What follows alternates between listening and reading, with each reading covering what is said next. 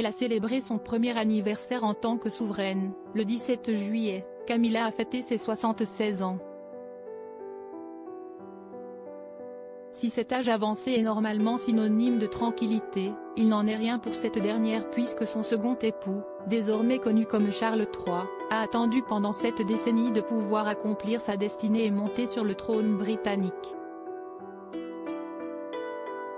Alors forcément, l'emploi du temps de la reine consort du Royaume-Uni et des autres royaumes du Commonwealth fourmille de visites officielles et d'impératifs en tout genre. Heureusement, la septuagénaire peut compter sur l'aide précieuse d'une personne en particulier.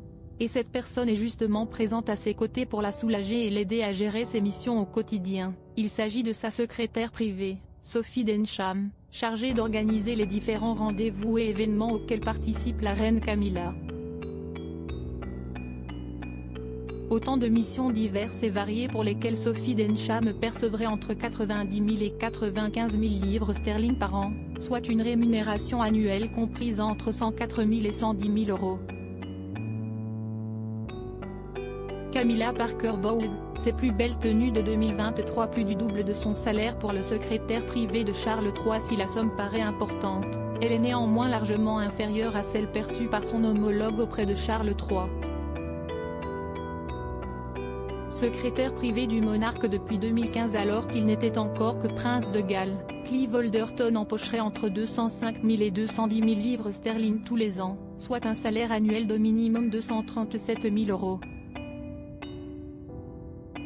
Révélé par The Times à partir du rapport financier annuel de la monarchie britannique, cet écart de salaire a provoqué l'indignation d'une partie des Britanniques qui financent justement ces dépenses via des contributions publiques.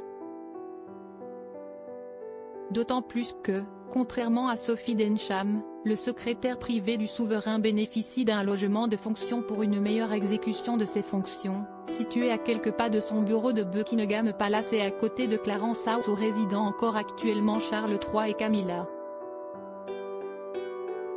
Le loyer de ce logement de fonction, dont le montant n'a pas été divulgué, est déduit de son salaire selon un taux convenu avec le Trésor public britannique.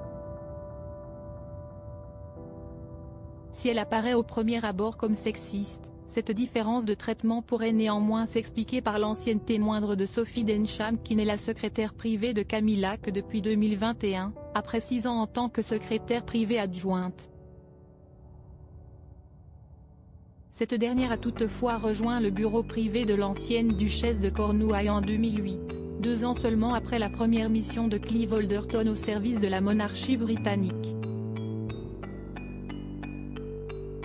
Contactées par nos confrères britanniques du Daily Express, les équipes de Buckingham Palace n'ont en tout cas pas souhaité s'exprimer. Article écrit en collaboration avec 6 Médias. Crédit Photo, agence.